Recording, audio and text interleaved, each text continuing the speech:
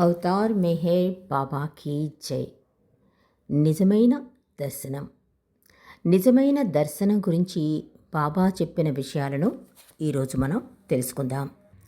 మెహర్ బాబా తన భౌతిక దేహాన్ని 1969 జనవరి 31వ తేదీన త్యజించారు. అప్పటికి 42 సంవత్సరాల ముందే తన భావి సమాధిని నిర్మించడం జరిగింది. మెహర్ బాబా త్యజించిన భౌతిక దేహాన్ని ఆయన ఆదేశానుసారం ఆ సమాధిలోనే నిక్షిప్తం చేయడం జరిగింది. ప్రేమ రూపమై మన కోసం వచ్చిన ఆ ప్రేమ సాగరుడికి సమాధిలో ప్రణమిల్లి కానీ మరే విధంగానైనా కానీ ఆయన స్మరణలో ఉంటూ బాబా ప్రేమానుభూతిని పొందడమే నిజమైన దర్శనం. భౌతిక నేత్రాలతో వీక్షించి చేసుకునే దర్శనం నిజమైన దర్శనం పొందడానికి తోడ్పడి అంతరంగంలో తపనను పెంపొందిస్తుంది. దర్శనం అనే పదానికి అర్థం చూడడం. సాధారణంగా మన భౌతిక నేత్రాలతో దేనినైనా చూడడం అనేదే మామూలుగా అందరికీ తెలిసినది ఈ అర్థం. కానీ అవతారుడు, సద్గురువు లేదా ఆధ్యాత్మికంగా పురోగమించిన వారిని ఎవరినైనా సత్పురుషుని కలిసినప్పుడు భక్తితో చేతులు జోడించి వారికి నమస్కరించడం లేదా వారి పాదాలకు ప్రణమిల్లి మన శక్తి కొద్దీ తెచ్చిన ఫలమో పుష్పమో వారికి సమర్పించి వారి ఆశీర్వాదాన్ని పొందడాన్ని దర్శనం అంటారు. మరో మాటలో చెప్పాలంటే సర్వజ్ఞుడైన సద్గురువుని కానీ అవతారుని కానీ దర్శించడాన్నే దర్శనం అంటారు. నిజానికి అంతటా అన్నింటా ఎల్లప్పుడూ ఉండే నిరాకార భగవంతుని అస్తిత్వాన్ని మన భౌతిక నేత్రాలతో చూడలేం. అందుకే భగవంతుడు సద్గురువు రూపంలోనూ అవతారుని రూపంలోనూ మన కన్నులకు కనబడే విధంగా మానవ రూపం ధరించి మన మధ్యన చరించి తన విశ్వ ఆధ్యాత్మిక కార్యాన్ని నిర్వర్తిస్తాడు. కాబట్టి సద్గురువైనా లేదా అవతారుడినైనా మన భౌతిక నేత్రాలతో చూసేది భగవంతుని యొక్క సాకార రూపాన్నే. యుగానికొకసారి నిరాకారుడైన భగవంతుడు స్వయంగా మానవ రూపం ధరించి మన మధ్యకు వస్తాడు. ఆయనే అవతారుడు.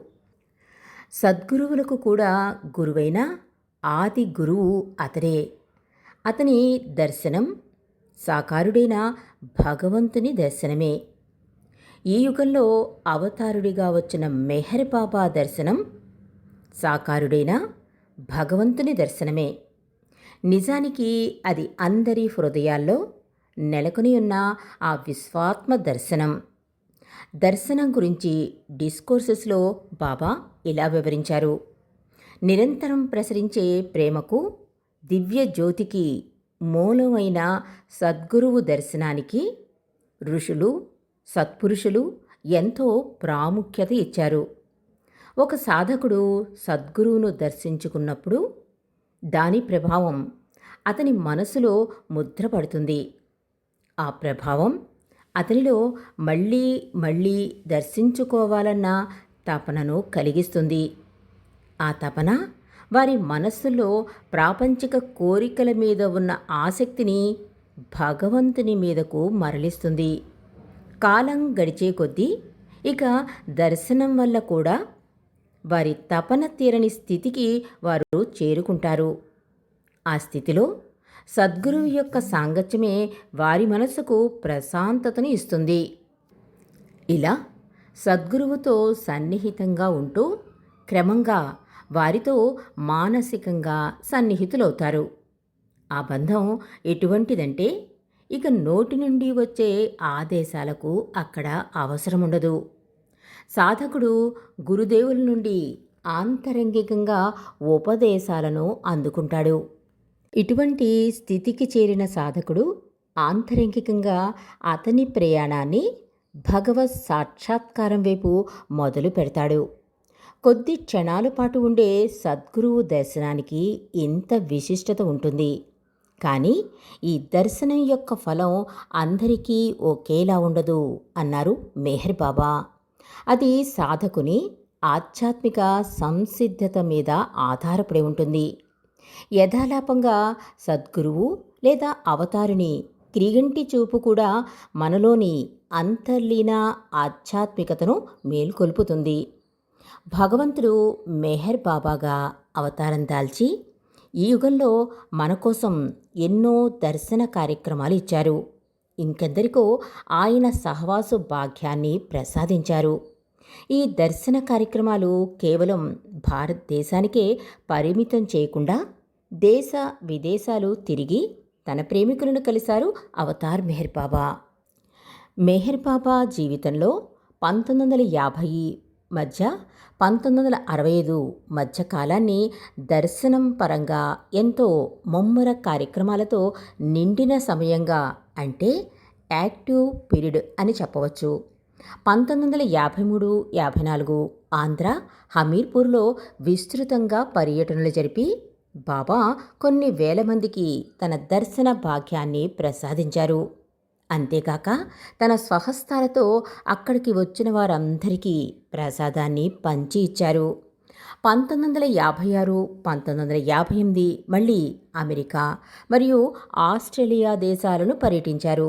ఇలా దర్శన కార్యక్రమాలే కాక అవతార్ మెహర్ బాబా 1954లో పాశ్చాత్య పురుష ప్రేమికులను పిలిచి 3 ఇంక్రెడిబుల్ వీక్స్ అనే పేరున ప్రాముఖ్యతను సంతరించుకున్న కార్యక్రమంలో 3 వారాల పాటు వారికి తన సాంగత్య భాగ్యాన్ని ప్రసాదించారు. 1955లో ఒకసారి, మళ్ళీ 1958లో ఒకసారి మెహరాబాద్లో తన ప్రేమికుల కోసం సహవాసు కార్యక్రమాలని నిర్వహించారు. ఇలా మెహర్ బాబా తన ప్రేమికులను ఆధ్యాత్మిక మార్గంలోని సాధకులను కలిసి వారికి తన దర్శనమే కాక సహవాసు సాంగత్యాలను అనుగ్రహించారు. ప్రాక్పశ్చిమ దేశాలన్నిటిలో విస్తృతంగా పలుమార్లు పర్యటించి తన చూపుతో, స్పర్శతో ప్రపంచంలోని చరాచర ప్రాణులన్నిటికీ దివ్య ప్రేమానుభూతిని ప్రసాదించారు అవతార్ మెహర్ బాబా. ఒక పక్క ఈ ప్రయాణాలు, దర్శన కార్యక్రమాలు జరుగుతూ ఉండగా మెహర్ బాబా 1952 మరియు 1956లో 2 ఘోరమైన మోటారు ప్రమాదాలకి గురి అయ్యారు. ఆయన దివ్య ప్రణాళిక ప్రకారం ఈ ప్రమాదాలు ఆయన ఆరోగ్యాన్ని అస్తవ్యస్తం చేశాయి. 2వ ప్రమాదంలో తగిలిన గాయాల తీవ్రత చూసి వైద్యులు ఇక బాబా మళ్ళీ నడవలేరేమో అని తేల్చి చెప్పేశారు. అయినా కూడా ఆ నొప్పిని, ఆ బాధను లెక్క చేయకుండా తన ప్రేమికుల కోసం దర్శన కార్యక్రమాలను కొనసాగించారు అవతార్ మెహర్ బాబా. తన సృష్టిపైన ఆయనకు గల ప్రేమ అలాంటిది. ఆ ప్రేమకి సరైన ఉదాహరణే 1962లో జరిగిన ప్రాక్పశ్చిమ సమావేశం. ఇంతకు ముందెన్నడూ లేనట్లుగా మొదటిసారి అధిక సంఖ్యలో భారతీయులు మరియు పాశ్చాత్యులు కలిసి పాల్గొన్న సహవాసది ఈస్ట్ వెస్ట్ గ్యాదరింగ్. ఆ సమయంలో బాబా ఆరోగ్యం ఎంతో బలహీనంగా ఉండేది. కూర్చున్న చోటు నుండి లేవటానికి కూడా ఇతరుల సహాయం కావలసి వచ్చేది బాబాకి. అటువంటి స్థితిలో కూడా బాబా గంటల తరబడి కూర్చుని వచ్చిన ప్రేమికులందరికీ దర్శనాన్ని ఇచ్చారు. దీని తర్వాత 1965లో పూనాలో ఆఖరిసారి ప్రజాదర్శనాన్నిచ్చారు అవతార్ మెహర్ బాబా. 1969 మే నెలలో కూడా ఇంకొక ప్రజాదర్శన కార్యక్రమాన్ని తలపెట్టారు. అందుకు సంబంధించిన ఆహ్వానాలను కూడా అందరికీ పంపించారు. కానీ బాబా ఆరోగ్యం బాగా క్షీణించడం గమనించిన మండలివారు ఆ దర్శన కార్యక్రమాన్ని రద్దు చేసుకోవడం మంచిదని సూచించారు. అప్పుడు బాబా అన్నారు, నేను పడుకుని దర్శనమిస్తే నా ప్రేమికులు రారా ఏమిటి అని నవ్వుతో బదులిచ్చారు మెహర్ బాబా. 1969 జనవరి 31 నుండి 1969 ఫిబ్రవరి 7 వరకు బాబా తన సమాధిలో పడుకుని దర్శనమిచ్చారు. అలాగే బాబా భౌతికంగా కనబడకపోయినా ఆయన ఆదేశానుసారం పూనా నగరంలోని గురుప్రసాద్ ప్రాంగణంలో 1969 ఏప్రిల్ 10 నుండి 1969 జూన్ 10 వరకు జరిగిన కార్యక్రమంలో ఆయన తన అనంత అస్తిత్వం నుండి అందరి హృదయవాసిగా దర్శనమిచ్చారు అవతార్ మెహర్ బాబా. అలా ఆయన జీవితం అంతా ప్రతి క్షణం తన ప్రేమికుల గురించి ఆలోచిస్తూ తనకు అసౌకర్యం కలిగినా పట్టించుకోకుండా వారికి దర్శనమిచ్చారు ప్రేమమయుడు అవతార్ మెహర్ బాబా. తన అవతార కాలమంతా ఆయన ప్రేమికులకు దర్శనమివ్వటానికి భౌతికపరమైన బాధలను కూడా లెక్క చేయని బాబా తాను దేహం చాలించాక వారు అవతారుని సహవాసాన్ని కోల్పోకుండా ఉండడానికై ఒక దివ్య ప్రణాళిక ప్రకారం తాను దేహం చాలించడానికి ఎన్నో సంవత్సరాల మునిపే సమాధిని నిర్మింపజేసి అందులో బాబా ఏకాంతవాసాలు ఉండి ఆ గది యొక్క పవిత్రతను పెంచి అందులో అణువులోనూ దివ్యత్వాన్ని నింపి తన ఉనికిని భావి తరాలకు కూడా అందేలా చేశారు మెహర్ బాబా. ఈ సమాధి యొక్క విశిష్టత గురించి బాబా సన్నిహిత శిష్యుడు బాల్నాటు ఇలా అన్నారు. సమాధిలోనికి ప్రవేశించడం అంటే పరిశుద్ధ సరోవరం మందు మునగడమే. అది మన మనోహృదయాలలోని కల్మషాన్ని తొలగించి ప్రక్షాళనం గావించడమే కాక మన అస్తిత్వాన్ని ఆయన దివ్య ప్రకాశపు కాంతులనే పరిమళతో నింపుతుంది అన్నారు బాల్నాటు. అవతార్ మెహర్ బాబా కీ జై.